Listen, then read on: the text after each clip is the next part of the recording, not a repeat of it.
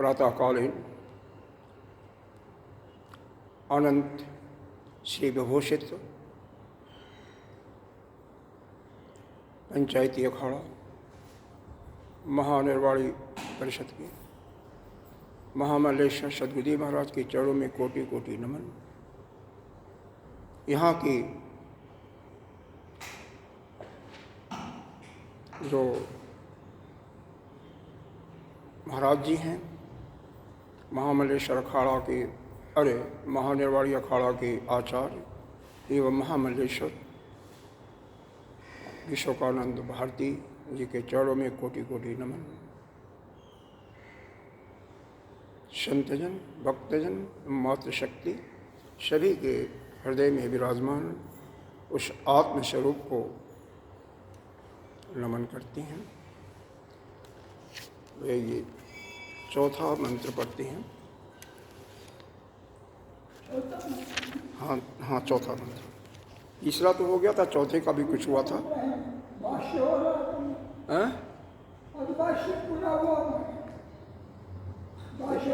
हाँ बात चल रहा था, तो मंत्र पढ़ेंगे तभी तो बात शुरू होगा।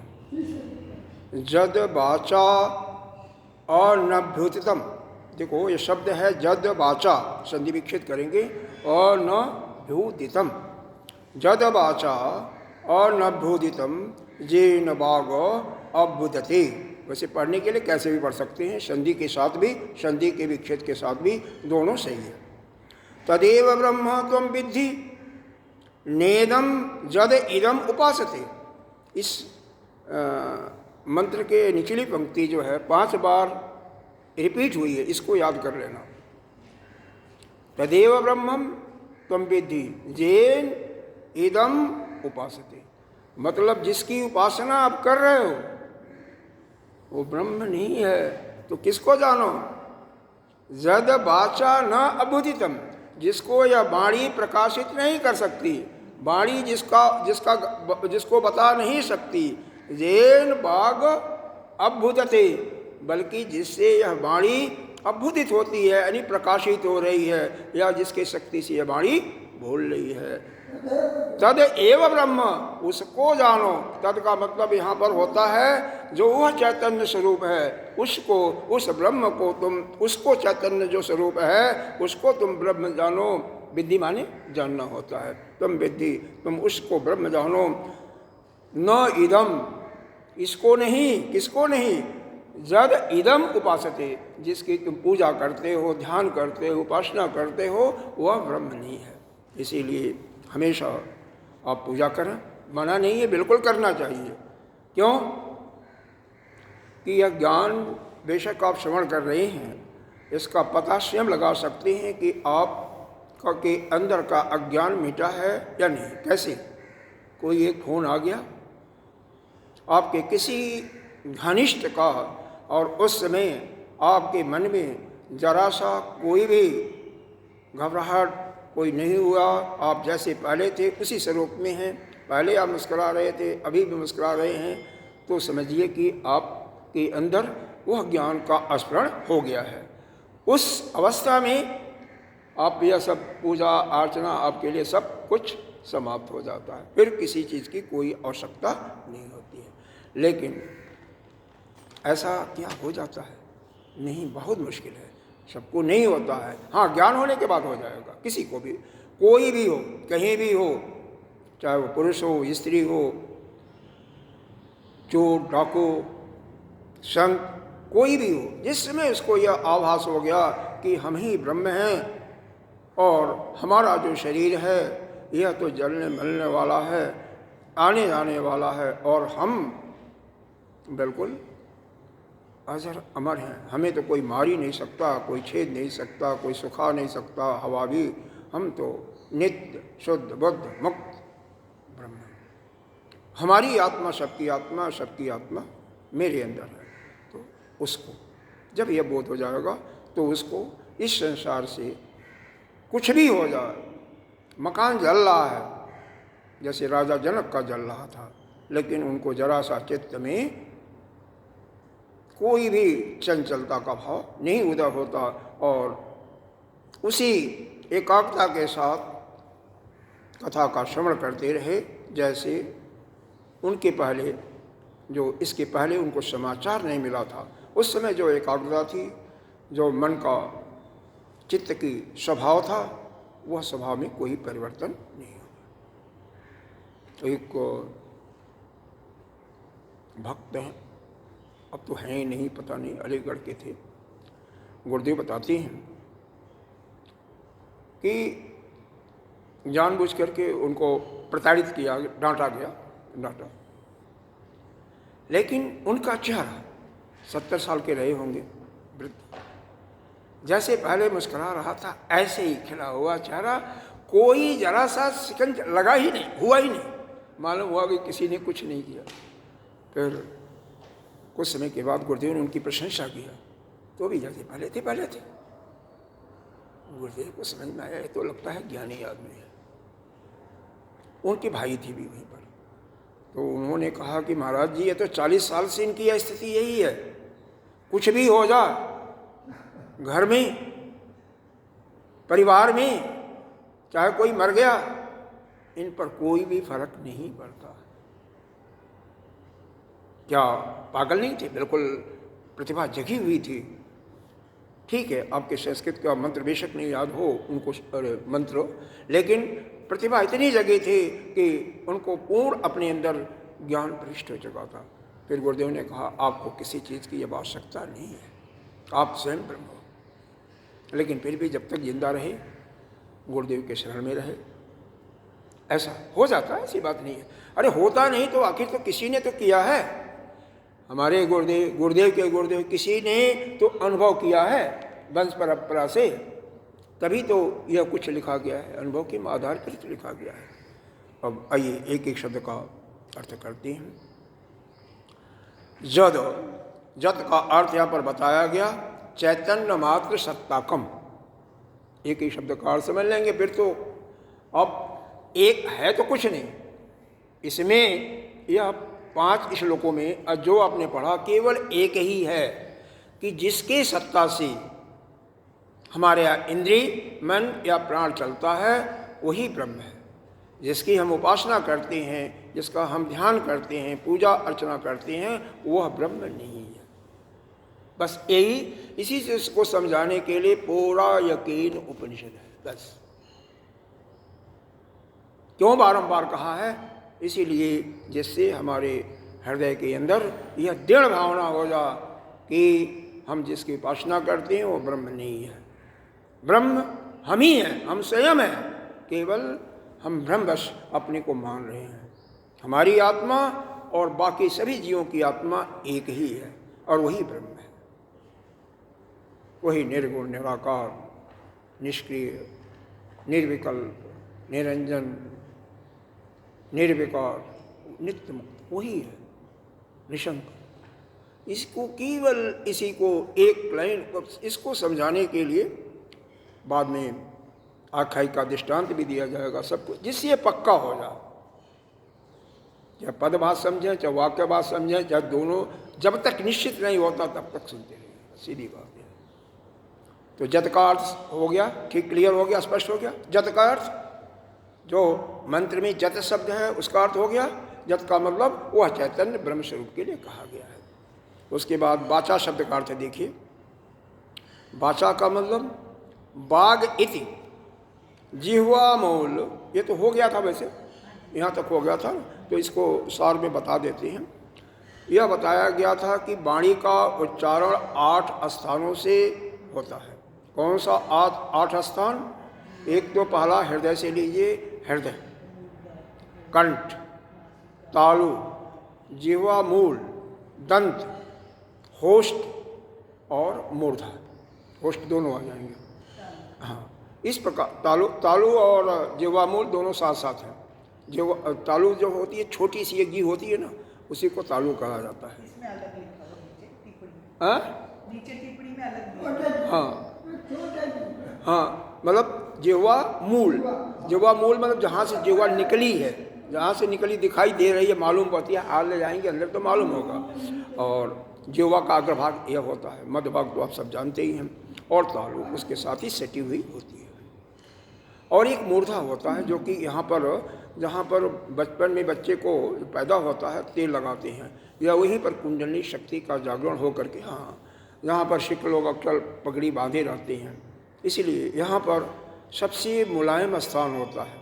यहाँ पर हमारी ईड़ा, पिंगला, सुषुम्ना तीनों मुख्य नाड़ियाँ जो कि हमारे मूलाधार चक्र, जहाँ पर पीछे रीढ़ की हड्डी में एक पुंछ सा बना हुआ है हड्डी, वहाँ से ले जा करके यह 3 स्थानों पर मिलती हैं। पहला तो मूलाधार चक्र पर मिली हुई हैं, फिर हृदय के पीछे रीढ़ की हड्डी पर अनाहत चक्र है वहाँ पर मिलती हैं, और फिर जा करके आज्ञा चक्र पर मिलती हैं। तो और यहाँ से इस पर जा करके पेंडुलम जैसे लटकी रहती है, कहीं बांधी नहीं होती है, लटकी रहती है। वहाँ पर तरल पदार्थ होता है, केवल लटकी होती है। और जरा सा यहाँ पर चोट लग जाए तो उस आदमी का फिर काम तमाम हो जाता है। इसीलिए अब देखेंगे कि हमारी परंपरा है, परंपरा थी, अभी भी कुछ लोग हरियाणा में जाइए तो पगड़ी बांधेंगे या टोपी लगाएंगे। गांधीवादी लोग टोपी लगाते थे इसको रखने के लिए। कई लोग, चाहे अभी तो हेलमेट लगाया जाता है, मूल उद्देश्य यही है कि यह सुरक्षित रहे, कहीं चोट लगे तो यह बच जाए, इस पर चोट न हो। ठीक है, संज्ञा उसको अलग देते हैं, कारण और देते हैं, लेकिन वास्तव में इसकी सुरक्षा हमेशा यहीं पर सब कुछ आपका खजाना भरा पड़ा है। अब फिर दूसरा खजाना है,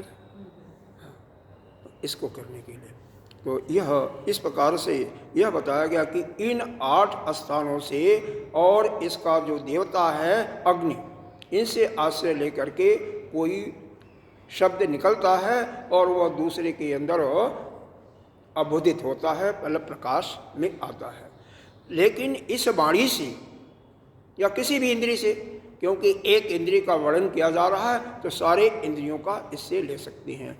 उस जो वह ब्रह्म है, वह जो चैतन्य है, उसको आप नहीं जान सकते, इससे उसको जाना नहीं जा सकता।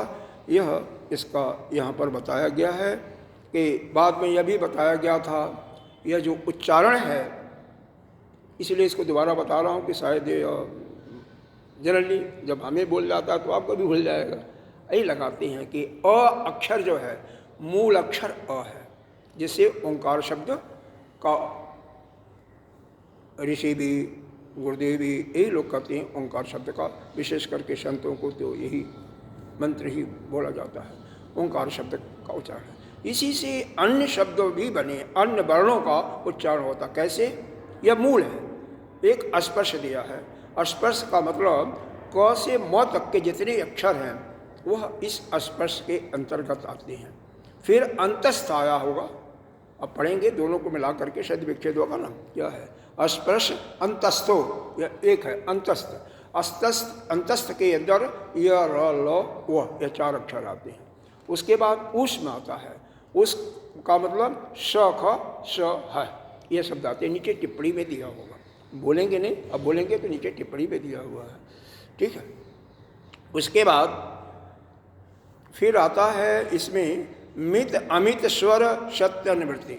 यह जो हमारी वाणी है, मित किसे कहते हैं? नियत छंदास मित हो, यानी ऋग्वेद के लिए कहा जाता है, जिसके छंद जो हैं नियत हैं। हर एक छंद में एक नियमित अक्षर है। एक जैसे गीता जी का कोई भी श्लोक होगा तो उसमें 16-16 32 अक्षर हैं, 8-8 अक्षर पर आपको विराम हल्का सा देना होता है। उसी प्रकार से ऋग्वेद का भी जो भी स्वर है वह एक नियत है, लेकिन वहीं पर यजुर्वेद लेंगे तो कहीं गद्य के रूप में होगा, कहीं अनियमित छंद, उसको अमित कहते हैं। मित का मतलब नियत छंद वाला, अमित का मतलब जिसका छंद नियत नहीं है, इसका मतलब वह यजुर्वेद हो गया। उसके बाद फिर एक शब्द और दिया इन्होंने, स्वर। हाँ, स्वर दिया हुआ।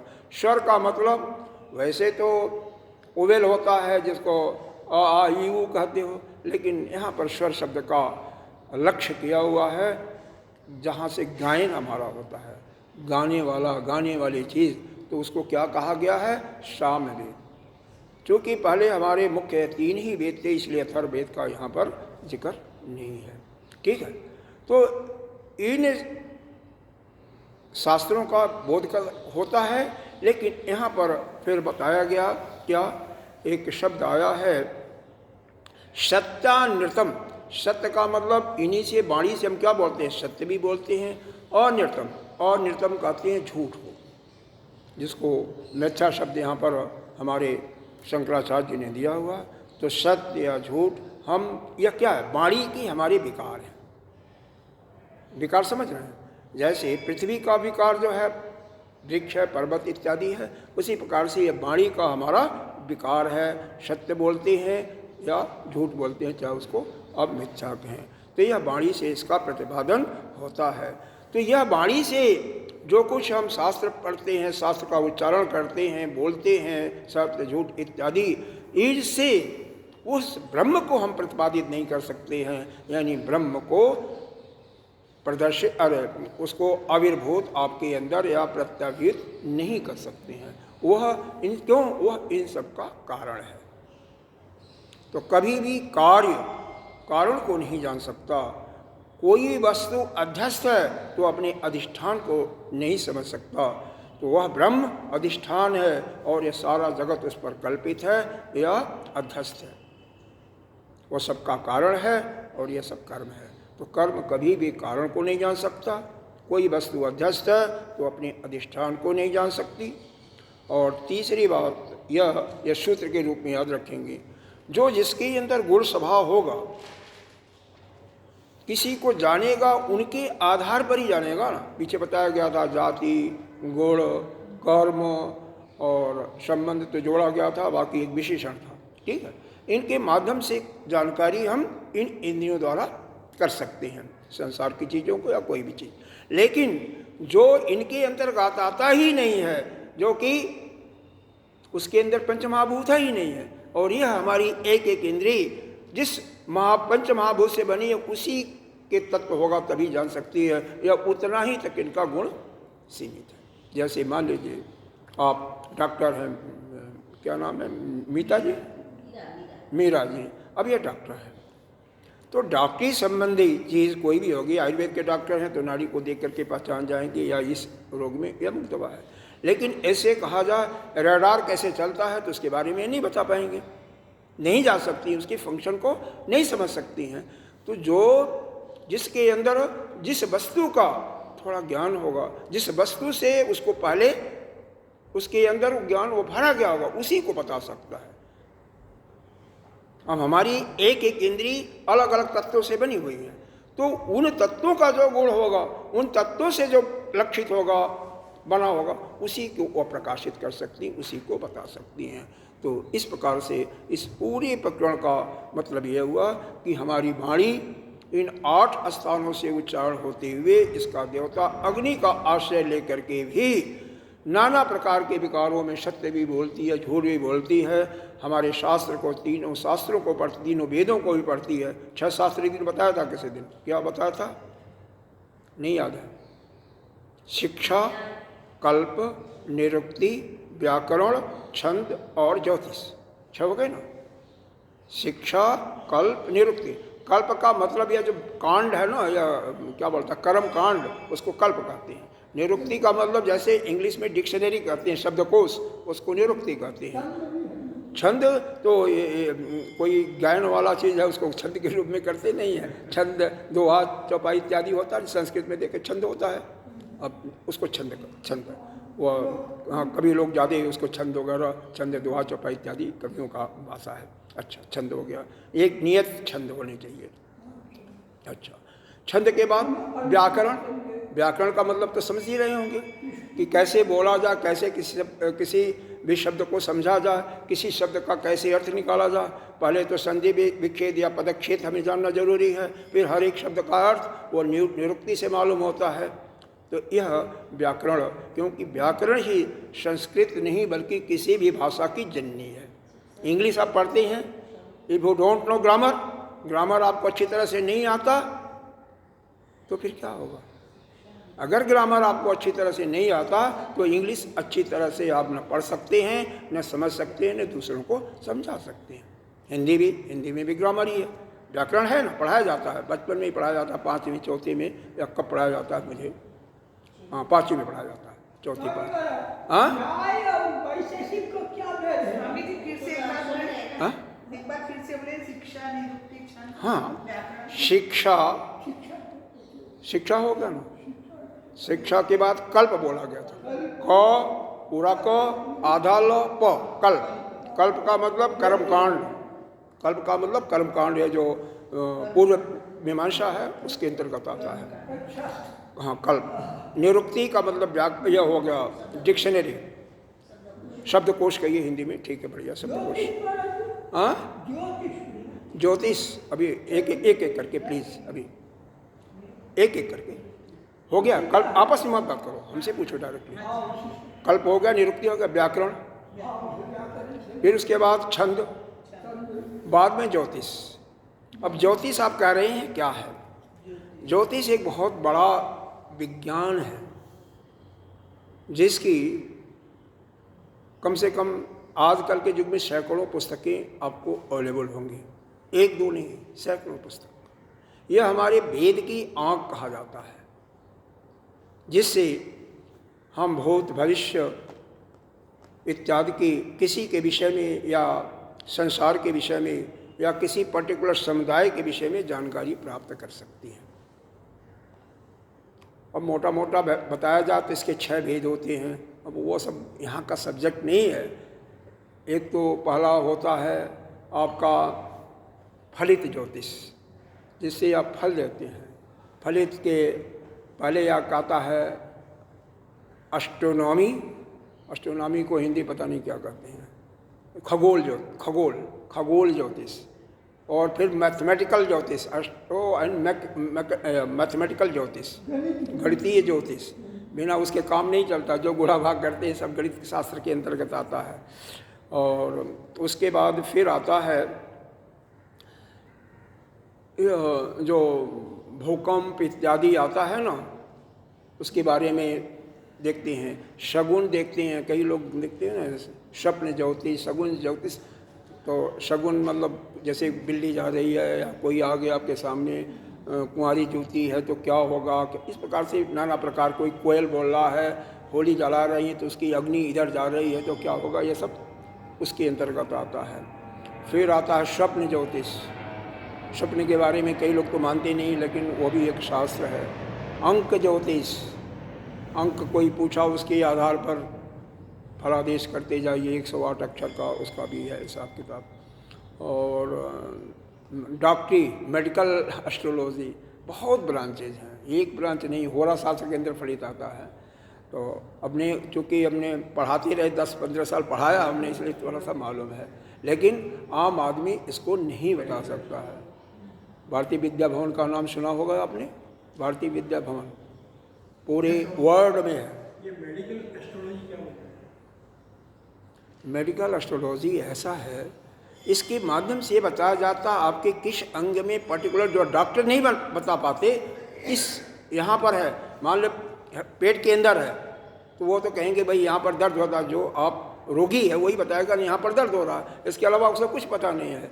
डॉक्टर नाना प्रकार के परीक्षण करके बिना परीक्षण किए हुए नहीं जान सकते हैं, फिर भी अगर जानते तो यहाँ पर होगा। और ज्योतिष के अनुसार केवल ग्रह स्थिति इत्यादि जो मतलब उसका विशेष जानकारी रखता होगा बता देगा कि भाई आपको यह है।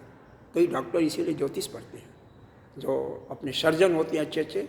एक सर्जन थे, उनको जो हमारे साथ देखा था, जम्मू के थे, अभी नाम याद आ जाएगा बताएगा, वो खुद मेडिकल एस्ट्रोलॉजी पढ़े थे। एक और आप जैसे मतलब आयुर्वेद के नहीं, एलोपैथिक के थे, लेकिन मतलब बहुत उच्च कोटि के लिए वो थे, वो भी मेडिकल एस्ट्रोलॉजी पढ़ते थे, पढ़ाते भी थे बाद में। तो यह नाना प्रकार की ब्रांचेस बनाई गई हैं। तो ये 6 शास्त्र, कहने के लिए 6 शास्त्र हैं, लेकिन बहुत है, विशद है। जैसे 4 वेद हैं, 4 वेद के अंदर फिर उपनिषद बन गए, 108 उपनिषद, समझाने के लिए 18 पुराण हो गए। तो ब्रांचेस तो बहुत हैं, समझाना बहुत आसान नहीं है। चलिए आगे बढ़ते हैं। हाँ आगे बढ़ते हैं। इसके बाद यहाँ पर तक हो गया था, मितम इतम शर सत्य नृत्य ऐसा विकारो जस्य एतया वाचा, मतलब इसी को हम वाणी के विकार कहते हैं। पदत्तेन वाचा पदत्तेन परिच्छिन्य करण वृत्वा अनुअविदितम अप्रकाशितम इति अभियुक्तम। मतलब यह कहा गया यह वाणी का ही विकार है, लेकिन यह उसको परिभाषित, उसको प्रकाशित नहीं कर सकती। किसको? उस ब्रह्म को। इसका मतलब यहाँ पर निषेध किया गया कि यह सब कुछ जानते हुए, सब कुछ इसके गुण होते हुए भी उस ब्रह्म को जो इनका कारण है उसको नहीं लक्षित कर सकते हैं। और फिर नीचे यह दिया गया अर्थात अप्रकाशित और अभूतित, जो कि यह उसको अप्रकाशित करती हैं, मतलब प्रकाशित नहीं कर सकती हैं। जेन ब्रह्मणा वीक्षिते अर्थ सकरणा वाग अभूदिते। जन ब्रह्मणा जेनो, अब जेन शब्द का अर्थ है, जेन आया है, मंत्र में आया है ना, देखो ना, जेन आया है ना। अब जेन शब्द का अर्थ क्या बताते हैं? ब्रह्मणा विविक्षते, बल्कि जिस ब्रह्म के द्वारा विविक्षित हो रही है, यानी प्रकाशित हो रही है। मतलब वाणी तो उसको नहीं प्रकाशित कर सकी, लेकिन कोई एक शक्ति है, वह शक्ति ब्रह्म, यहाँ पर इन्होंने बता दिया कि उस ब्रह्म के द्वारा वह वाणी प्रकाशित हो रही है। सकरणा वाग अभूदते, उसी कारण से, उसी करण से यह वाग, यह वाणी जो है प्रकाशित होती है। चैतन्य ज्योतिष, यानी वह जो चैतन्य है, ज्योति स्वरूप है, वह ब्रह्म है, उसके द्वारा यह वाणी प्रकाशित होती है, यह वाणी बोलती है। यह समझ में आना चाहिए। वैसे तो पहले दूसरे मंत्र में बताया गया कि वह जो है वाणी का भी वाणी है। तीसरे में स्पष्ट कर दिया वाणी उसको नहीं प्रकाशित कर सकती, बल्कि उसके द्वारा वाणी प्रकाशित हो रही, यही चल रहा है। फिर एक एक मंत्रों में आगे जो है, फिर चक्षु को लेंगे, फिर प्राण को लेंगे, मन को लेंगे, मतलब एक को बता देंगे कि यह उसको नहीं जान सकता, बल्कि यह उसके द्वारा ही प्रकाशित हो रहा है। इसलिए निचली लाइन वही रहेगी, इसलिए उसी को ब्रह्म जानो, न इदम ब्रह्म उपासते। जिसकी तुम ब्रह्म मान करके उपासना करते हो, ध्यान करते हो, वह नहीं है। तो ये इंस्पिरिट होती है, इंस्पायर प्रेरणा होती है, ऐसी वाणी ब्रह्मवाणी होती है क्या? देखिए, अभी शास्त्र को पढ़िए तो शास्त्र की भाषा बोलना पड़ेगा। अभी बोला गया उसको तो मन ही नहीं है, उसके तो मुंह भी नहीं है, उसका तो कुछ नहीं, वो तो कुछ करता ही नहीं है, धरता ही नहीं है। वह जो ब्रह्म है वह तो अकर्ता है, वह कुछ नहीं करता है। तो उसी प्रकार से आत्मा भी कुछ नहीं करता है। यह जो इसकी बात बता रही है, जो कि अपने अंदर से अध्यात्म की उत्पत्ति होती है, इसको हम कहते हैं सिद्धि। कुछ संतों के अंदर भी सिद्धि होती है, कुछ तपस्वियों के अंदर होती है, जोगियों के अंदर की शक्ति मैं थोड़ा जान रहा हूँ, इसलिए बता रहा हूँ, क्योंकि मैं भी जो कि जिंदगी भर किया, पढ़ा, मतलब जो जिस रास्ते पर चला बता सकता है। एक कुंडलिनी शक्ति होती है, यानी प्राणवायु जो यहाँ पर 3.5 फेरा लगा करके सर्प जैसे नीचे की तरफ मुँह करके खोल के बैठी है, तीनों नाड़ियाँ, अगर धीरे धीरे श्वास को इस सुषुम्ना नाड़ी के द्वारा प्रवाहित करते हुए और अपने पर पूरा अपने इंद्रियों पर कंट्रोल करते हुए धीरे धीरे यहाँ पर इस ब्रह्मराद या जिसको मूर्धा कहते हैं यहाँ पर स्थापित कर लो, और जिस समय वो हो जाएगी, यार यहाँ तक आज्ञा चक्र तक आते ही अब बोलने लगे सिद्धि हो जाती है। लेकिन यहाँ पर आकर के तो सारी 8 सिद्धियाँ, 9 निधियाँ सब कुछ प्राप्त हो जाती हैं, अणिमा, गरिमा, महिमा, लक्ष्मा इत्यादि। तो वह सब जो है सिद्धि है। हाँ, इस वेद की बात, वेद जो है यानी हमारा यह जो उपनिषद है उसको नहीं स्वीकार करता, उसकी बात है ही नहीं, उसकी बात करता ही नहीं है। आप नाना प्रकार की बातें करो, उपासना करो, यह अद्वैत जो संप्रदाय है उसका खंडन नहीं करेगा। कई संप्रदाय आपस में खंडन करते हैं, ये अपना शांत रहता है। जो हमारी बात है भाई हम क्योंकि जो वेद में लिखा हुआ है हम उसी को जानते हैं। अगर इस समय हम चूँकि ये उपनिषद पढ़ा रहे हैं तो इसके अनुसार बात करें तो बाकी कुछ हम जानते नहीं हैं, और नहीं वैसे बात तो अलग है, जानता है तो वह तपस्या के द्वारा भी होता है। जो घनघोर कठिन तपस्या करता है, जो भक्ति करता है, उसको भी सिद्धियाँ जाती हैं। भगवान दे देते हैं, देवता दे देता है तो वो सिद्धियाँ होती हैं। कई तपस्वियों के पास पाएंगे, ऋषियों के पास पाएंगे, तो वो सब तो बातें अलग हैं। यहाँ पर वेदांत में उसको बदलो, आप यहाँ पर विशद करें, क्योंकि आप तो ब्रह्म हो। अब ब्रह्म हो तो नाना प्रकार के जो उपाधियाँ हैं ना, उसको बाधित करके छोड़ना है, त्यागना है, क्योंकि आप तो कुछ करने वाले नहीं हो। अब न कुछ करने वाले हो, न आपके अंदर ज्ञान ही है, आप तो बिल्कुल निष्क्रिय, केवल साक्षी भाव है। अरे यह तो वही ब्रह्म, जब इस शरीर का आप अपना मान लिए, कर्ता भोक्ता जिज्ञासा भाव लाते तो जीव भाव आ जाता है, तो आप नीचे उतर करके संसारी हो जाते हो। अगर उसी को भूल जाओ, छोड़ दो उपाधियों को, तो आप ब्रह्म हो। ब्रह्म हो तो किसी चीज़ की कोई बात ही नहीं है। और नहीं कर्ता भोक्ता भाव है तो सिद्धि के पीछे पड़ो, तो सब कुछ तो ठीक है। तो उन सिद्धियों का यहाँ पर कोई स्थान ही नहीं मिलता। क्यों? क्योंकि आप जब शुद्ध चैतन्य ब्रह्म हो, शुद्ध बुद्ध मुक्त हो, तो वहाँ पर सिद्धियाँ कहाँ से हैं? और वैसे आपके पास संपूर्ण शक्तियाँ हैं, विश्व की संपूर्ण शक्तियाँ हैं, जो आप चाहोगे वह आप प्राप्त कर सकते हो। जैसे ही अपने इस मन को महत्त्व से जोड़ दिया, जो पूरी प्रकृति का समष्टि का व्यष्टि जैसी समष्टि से जुड़ जाती है, तो जो आप इच्छा करते हो वह पूर्ण होती है। लेकिन उसके पीछे पड़ोगे तो आपका सब ज्ञान ध्यान सब चला जाएगा और संसार में एक साधारण से होकर के रह जाओ। हाँ, इच्छा अपने आप हो जाती तो होने दो, आने दो, भोग करो, लेकिन उसका अपने अंदर कुछ मतलब किसी कोई भी दूसरे को बताने की या किसी को यह करने की मैं ये जानता हूँ, तो सब तो खत्म है। जो दूसरी चीज़ें हैं, जो कि तपस्या की या भक्ति की, वो बातें तो ठीक है, वहाँ पर है, ठीक है ना। यह समझ में अच्छी तरह से आना चाहिए। समझ में आ रहा है ना? हाँ, तो इसलिए वो वेद में उनका स्थान नहीं है। अब यहाँ पर फिर बाद में आता है एक बृहदारण्यक उपनिषद में एक श्रुति है, बदन वाक्य, जो बोलने वाला है, यानी वह वाणी का भी वाणी है। वही जो पहले बताया गया उसी को बताया जा रहा हो, कुछ नहीं। बाद में जो अब इसका उपनिषद बताया जा रहा है, जो वाचम अंतरो यमयति, जो भीतर से वाणी का नियमन करता है। मैडम जी, वो खांसी वाली दवाई एक बार पीनी है, जो बोतल वाली है, शीशी, 2 बार सुबह शाम खाने के बाद,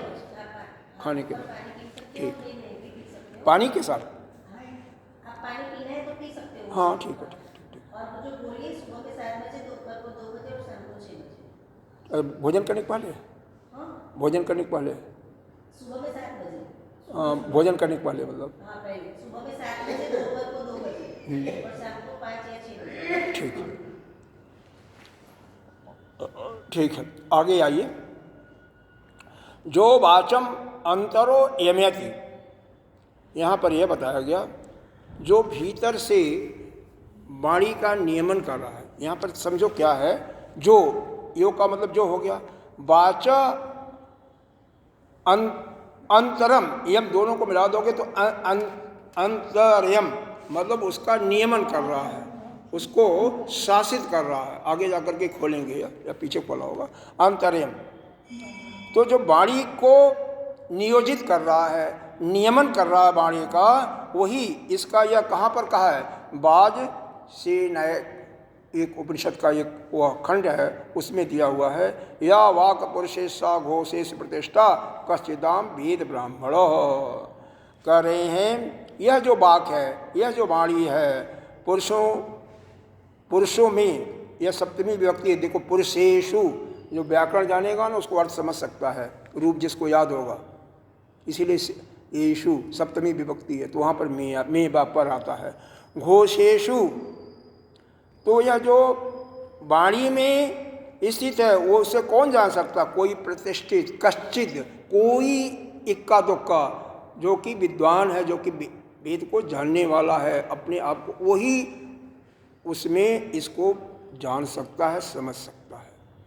सब नहीं जान सकते हैं। कि यह वह शक्ति है, कौन, जो वाणी को शक्ति दे रही है, शक्ति यानी चैतन्य, जो कि इन वाणी में, वर्णों में स्थित है। और कोई जो ब्रह्म को जानने वाला है वह ब्रह्मवेत्ता ही उसको जान सकता है। यह कहाँ कहा गया है? बृहदारण्यक उपनिषद में उसका उदाहरण दिया है। यहाँ भी इनके बताने का मतलब यही है कि वाणी को या किसी इंद्रिय को शक्ति देने वाला वही कौन है? चैतन्य स्वरूपा है, यह वाणी का वाणी है। तो यह बृहदारण्यक उपनिषद में भी कहा है। बृहदारण्यक उपनिषद में बहुत विस्तार से बताया गया है हर एक इंद्रियों के बारे में। चक्षु चक्षु, श्रोतस्य श्रोता, सभी को एक साथ लेकर के 10 इंद्रियों के बारे में बताया गया है, अलग अलग करके बताया गया है। और इसी को यहाँ से उठा करके फिर बताया गया सब वाग्या सपने भासती। यह वाणी जो सपन में भाषित होती है। सपन में बोलते हो? सपन आता है क्या किसी को? सपन आता है? नहीं आता आपको? चलिए, आपको आता है। तो वाणी कभी बोला है सपन में? तो कह रही है कि यह जो सपने में भी प्रतिभाषित होती है वही जो वाणी का वाणी है वो उसको प्रदर्शित करा रहा है। होता है कई बार ऐसा आता है सपने में कि शेर आ गया, दहाड़ मार दिया, या सांप आपको दिखाई दे दिया, या रस्सी पर सांप, इसका वेदांत में प्रचलित उदाहरण दिया जाता है। जैसे कोई कपड़ा लटक गया रस्सी पर, या रस्सी ही ऐसी लटक गई, कुछ गांठ से एक जोड़ी थी, वो हिल रही है, हवा चली, तो यह मालूम हो रहा सांप है। आपने एक बैक नेत्र खुली तो देखा सांप, चिल्लाया, लेकिन वो चिल्लाओगे कई बार आवाज़ यहाँ से निकलती नहीं है। प्रैक्टिकली देखोगे आवाज़ आती है अंदर से, लेकिन आवाज़ आउट नहीं होती है, बड़े मुश्किल से आउट होती है। शेर आ गया सपने में, है कुछ नहीं ना, सब कल्पित है ना। अब कमरे में बंद सोए हो, शेर कहाँ से आएगा? लेकिन सपने जगत में आया ना, आ गया तो फिर चिल्लाओगे वाणी से। ठीक है, आवाज़ निकले ना निकले, बाहर निकले, लेकिन यहाँ से तो आएगा ही, आवाज़ उठेगी। ऐसा तो देखा वाणी को कंट्रोल करने का है? जो वाणी है हाँ? उसको नियमित कंट्रोल करने की जो शक्ति है वो कैसे होती है? मौन रहो। वाणी नियमित किसी को कंट्रोल करना है, बोलो ही मत। देखो, भगवान ने 2 चक्षु दिया, 2 स्रोत दिया, 2 नासिका दिया, लेकिन ये मुंह एक ही दिया। काम दिया इसका 2, काम इसका 2 दिया, 2 है काम ना।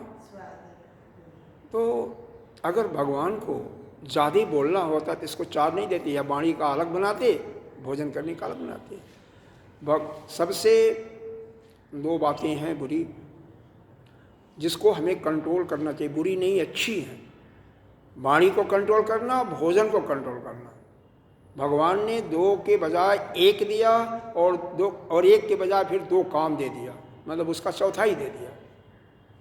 ज़्यादा सुनो, ज़्यादा देखो, जो आपके मतलब की है नहीं है उस पर ध्यान मत दो, लेकिन खाओ थोड़ा सा और बोलो बहुत थोड़ा। जितनी ज़रूरत है, जितनी कम से कम आवश्यकता है उतना बोलो। इसी प्रकार से आपको जनेंद्रिय दिया है, 2 काम वहाँ से भी होता है, एक मूत्र का त्याग और दूसरा संतान पैदा करने के हेतु से।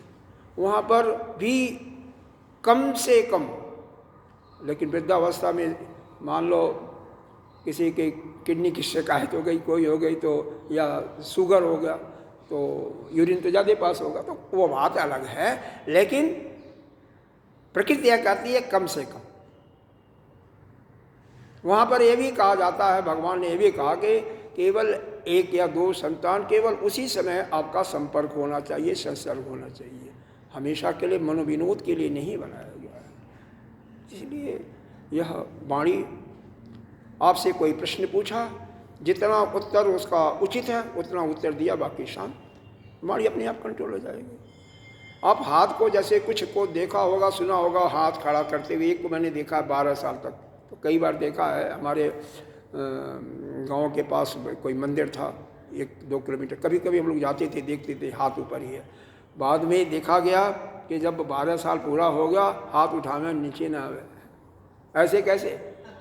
उसी प्रकार से जिस इंद्री से, यहाँ पर हमारा समझाने का भाव यही है, जिस इंद्री से काम लेना बंद कर दोगे वह इंद्री अपने आप ही बंद हो जाएगी। कुछ नहीं होगा। आप एक एक गिलास कम रोटी खाना शुरू कर दो, जो कुछ खाते हो, देखोगे एक एक समय आपको भूख लगेगी नहीं। एक गिलास या 2 गिलास से जितना सीमित करना चाहोगे उतना ही। ये शरीर ऐसा है, जैसा चाहोगे वैसा ही हो जाएगा। आप 3 बजे जगना शुरू कर दो, 4 बजे, 1 हफ्ता 10 दिन जागो, उसी समय पर आपको ऐसा होगा कि आपको जगना पड़ेगा। 91 से तो मैंने करके देख रखा है, अब कर ही रहा हूँ। सो ही नहीं सकते आप। लेकिन यह है कि कभी भी किसी कारण से आलस्य आवे, ऐसा हो जाता है। जैसे हो सकता है उस दिन सोए नहीं 12 बजे से, हो सकता है कोई परिवार में दुर्घटना घट गई, तो ऐसा होगा, आलस आएगा, नींद आपकी टूट जाएगी। बाथरूम वगैरह जा करके फिर सो मत, फिर देखो आपके अंदर वह शक्ति आएगी। लेकिन जो नियम बनाओ, जैसा चाहो, शरीर वैसा ही चलेगा। प्रकृति क्योंकि है क्या, यह है तो वही पंचमहाभूत है, वही काम करते हैं। यह आप अपने बस में नहीं कर सकते, लेकिन ये कहा जा रहा है कि आप ब्रह्म हो तो बस में कर सकते हो ना। यह अगर आप मानते हो कि आप ब्रह्म हो, तो माया को जैसे वो भगवान ने निरूपित अपने अंदर किया, तो आप भी उसको कर सकते हो। तब होगा जब आप नहीं समझा। माया किसकी बनाया? ईश्वर ने ही ना। ईश्वर कौन है? वह ब्रह्म ही तो अपने दूसरे रूप में आया। तो वह जब नियमित कर सकता है, तो आप भी जो उसी का स्वरूप हो, तो आप क्यों नहीं कर सकते हो? आपकी और ईश्वर की आत्मा तो एक ही है। मांडव्य उपनिषद में तो प्राज्ञ को ईश्वर ही बताया गया। प्राज्ञ ईश्वर ही है, इसका मतलब आप अभी इसी में बताया गया ना, आपकी आत्मा और ईश्वर की आत्मा एक ही है। पूजा करो, अर्चना करो, किसी देवता की करो, बाद में ध्यान करो कि हमारी आत्मा उसकी आत्मा एक ही है और वही ब्रह्म है। माया उपाधि चेतन, वही माया उपाहित चेतन कहो, माया उपाहित हिरण्यगर्भ कहते हैं, माया उपाहित ईश्वर भी है। और ये अविद्या उपाधि चेतन, अविद्या बस अंतर ही है, वहां पर माया, यहाँ पर अविद्या है कुछ नहीं, बस कर्ता भोक्ता विज्ञाता, इसी का बाधित कर दो, बस खत्म। आप और उसमें कोई अंतर नहीं। माया क्या आपके चरणों में रहेगी। मैं तो यही कह रहा हूँ, यह जो ध्रुव तपस्या कर रहा था, आपने सुना होगा श्रीमद् भागवत में, अपने प्राणवायु को रोक लेता है, समष्टि की वायु रुक जाती है, वायु बंद हो जाती है। यह कुंभक लगाते हैं ना, कुंभक योग में लगाते हैं, और ये घंटों 2 घंटों 4 घंटा दिन महीने अगर चला तो देवता भी घबरा जाते हैं। 4-6 घंटे में घबरा गए, भगवान को आना पड़ा जल्दी। तो ये तो बहुत केवल यही है कि व्यष्टि यानी आप अपने को समष्टि से एक कर दो, बस। 5 तत्व आपके अंदर हैं, उन तत्वों को रोक लो किसी को, बस देखो। लेकिन इतना कहना बहुत आसान है, 1 सेकंड में कह दिया, और पालन करना बहुत मुश्किल है। अरे श्रुति माता ने कहा ये दुर्भाग्य है, पीछे आया था सब। बहुत इतना आसान नहीं है। इतना आसान होता तो इतना कहने की क्या जरूरत पड़ती थी? एक शब्द में, एक लाइन में बता करके छुट्टी। तो बहुत मुश्किल काम है। चलिए ठीक है, कोई बात नहीं। कहाँ चल रहे थे? ये श्रुति माता का हो गया था ना, इति प्रश्न। हाँ, ये स्वप्न वाला हो गया था। साही वक्तुर वक्ति है नित्य वाक चैतन्य ज्योति स्वरूपा, वह नित्य वाचन शक्ति ही चैतन्य ज्योति स्वरूपा, यानी उसी के कारण से वह चलती है। न ही वक्तुर वित्ते विपर्लोपो विद्यते, यह कहा गया है यहाँ पर बृहदारण्यक उपनिषद में। बहुत विस्तृत जानकारी दी गई है कि हमारी चक्षु, हमारी स्वर्ण स्रोत इंद्री, त्वचा इंद्री, यहाँ पर बाघ इंद्रिय के विषय में बताया, इसका कभी लाश नहीं होता, नुकसान नहीं होता। तो ये कभी भी हर एक इंद्रियों के विषय में बताया गया, इनका कभी नाश नहीं होता। लोभ का मतलब नाश होना, तो इनका कभी इस इंद्रिय का नाश नहीं होता। लेकिन आपने तो देखा होगा, किसी की वाणी निकलती नहीं जन्म से, तो फिर क्या कहोगे? तो उसकी जो, यह तो गोलक है ना, उसकी जो अंदर इंद्री है उसका नाश नहीं हो रहा। यह तो बाहर की जो इंद्री दिखाई दे रही है, ये जो पंचमहाभूत, इसका नाश हो रहा, उसका नहीं हो रहा है। इसका तो आँख भी किसी का जन्म से अंधा होता है, कोई कान ही नहीं सुनता, बधिर हो जाता है, लेकिन अंदर वाला बिल्कुल ठीक हो जाता है। तो जैसे ही ये ठीक होता है डॉक्टर के ऑपरेशन के द्वारा या वैसे ही वह सब कुछ करने लगता है। अंदर वाला लोप हो जाता तो कुछ कर ही नहीं सकता, डॉक्टर के बस का नहीं था। नहीं समझ में आ रहा है? जैसे जन्म से ही कहीं मतलब वो बोल नहीं सकते। हाँ, जो जन्म से नहीं बोल पाता तो इसका मतलब क्या, वाणी उसकी लाश है। तो यह यहाँ पर है प्रॉब्लम। अंदर वाली जो वाणी है बिल्कुल सही है, उसका लाश कभी नहीं होता है।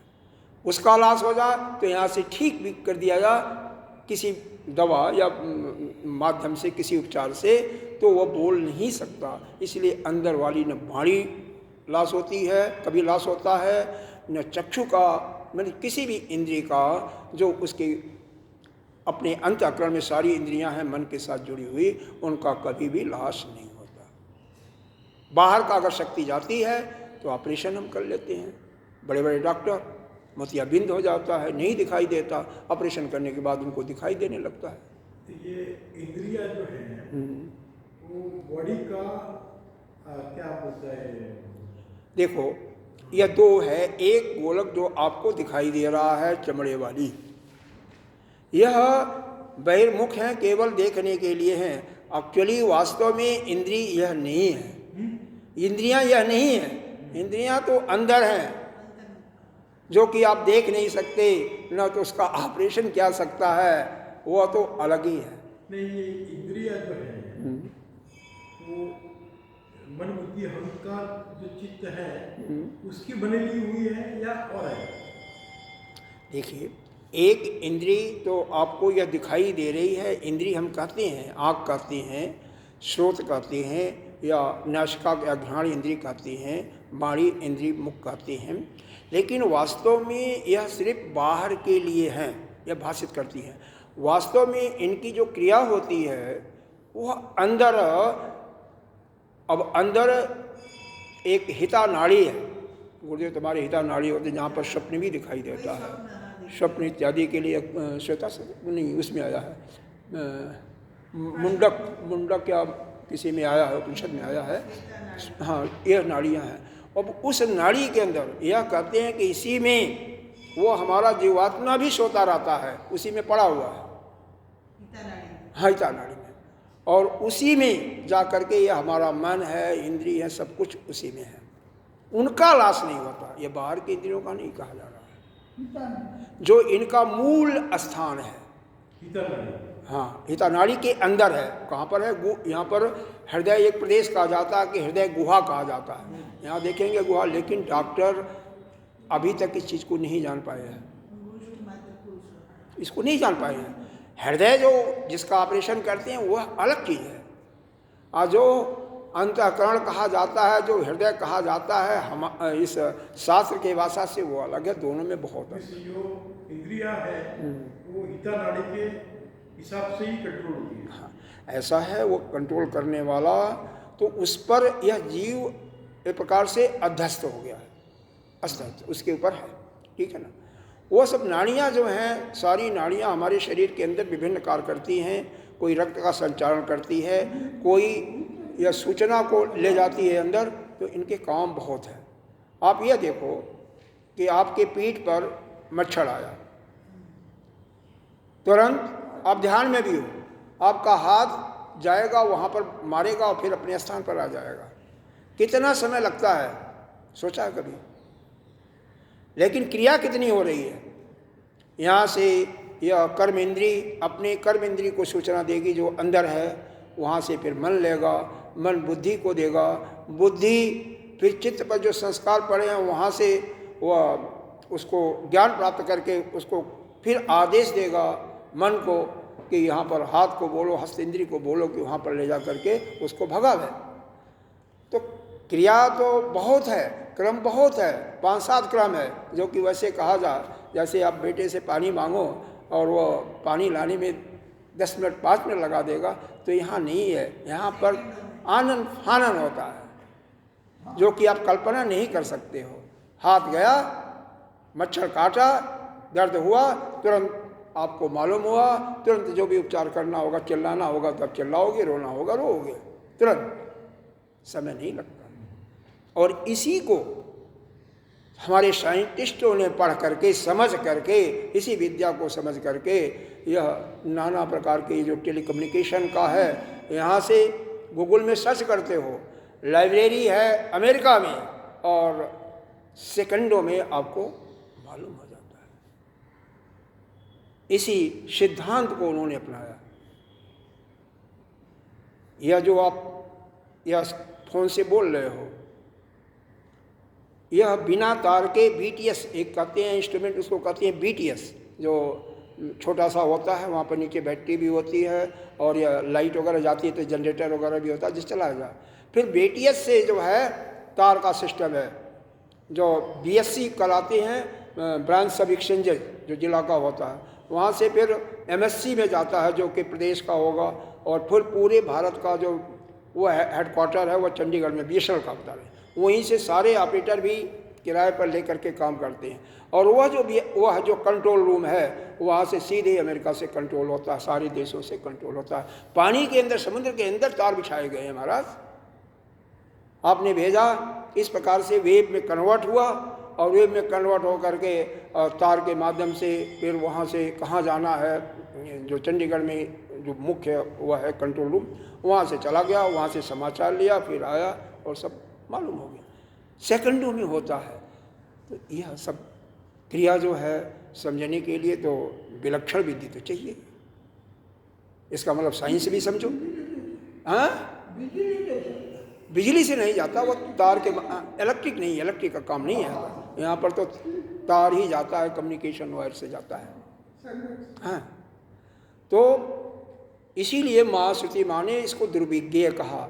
गीता जी में कहा ना, हजारों आदमियों में से कोई एक आध अध्यात्म मार्ग पर चलता है, और उनमें से हजारों में से कोई एक आध इसको पाता है। इतना आसान होता तो सभी मुक्त नहीं हो जाते।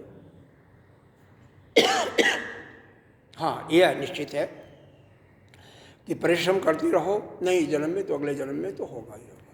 ज्ञान जितना मिल जाता है उससे वह कम नहीं होता है। यह मंत्र का नहीं है, जो यह ज्ञान अपने अंदर बात, उसकी बात की जा रही है, जो भी जानकारी हो रही है। जैसे बच्चा इस जन्म में, मान लो किसी बच्चे को, हालांकि किसी बच्चे को दूध पिलाने के लिए सिखाया हमने नहीं देखा, बच्चा पैदा होते ही अपने आप दूध पीना चाहे किसी भी जीव का लो, वो हो जाता है। तो उसका वह जो ज्ञान है, भूख लगेगी तो यह करना है, पता नहीं कितने जन्मों का है। उसी प्रकार से यह जाता नहीं है, छूटता नहीं है। जो ध्यान करती हैं जोगी ही क्यों, कोई भी कर सकता, आप भी कर सकते हो। और ध्यान की गहराई में अगर चले गए तो वो कभी ख़त्म नहीं होता। कहीं भी जाओगे तो फिर वहीं से शुरू हो जाएगा, दूसरे जन्म में जाओगे वहीं से आगे बढ़ जाओगे। यह ज्ञान, यह अगर आपको अनुभव हो गया कि शरीर मैं नहीं हूँ, तो दूसरे जन्म में भी आप वहीं से आगे बढ़ जाओगे ना। फिर शरीर को आपको अपना नहीं मालूम होगा। या अगर ऐसा नहीं होता तो कोई भी मुक्त नहीं हो पाता। कैसे? शुरू से पढ़ता, सारा समझता, लेकिन शुरू से नहीं। जितना ज्ञान हो गया वह एजिटेट रहता है। अंतःकरण अगर एक बार शुद्ध हो गया तो वह गंदा नहीं होता, बशर्ते फिर उसमें मत लोटो कीचड़ में, यह सब होता है। तो थोड़ा सा बुद्धि को जगाइए, हो जाएगा। इसीलिए दुनिया भर के विषयों का हवाला दिया हुआ है। समय भी हो गया है, मैं तो इसको समाप्त करने के लिए सोचा था, लेकिन चलो। तो यह बृहदारण्यक उपनिषद में जो श्रुति माँ कह रही हैं कि बाघ का भी बाघ है, इसी प्रकार से स्रोत का भी स्रोत है, चक्षु का भी स्रोत है, और इस वाणी का कभी लोप नहीं होता है। अब आगे जा कर के आपको इसको क्या बता रहे हैं कि यही जो है ब्रह्म ही है, सबका नियंता है, आनंद सबका भोक्ता भी है, आनंद भी है, आनंदमय भी है, सब पर शासन करने वाला है। विज्ञान में मतलब पंच कोशों को इसमें रोपोगे, जो आराम से कल इसको समझाएंगे, नहीं तो इतना छूट जाएगा तो ठीक नहीं है, इसी से तो ठीक है। और उसके बाद फिर उसको कहेंगे कि यह केवल इसको बाधित करो, क्योंकि उस ब्रह्म तो इसका नियामक है, लेकिन इसको बाधित इसलिए करना है कि वह ब्रह्म तो कुछ करता धरता है नहीं। तो यह जो ऊपर का उपाधियाँ डाल रखा है, इसको समाप्त करो। इन उपाधियों को जब समाप्त करोगे, उपाधियों से अनात्म भाव में जो है, जो आत्मा नहीं है, उसको आप अनात्मा मानने लगे हो।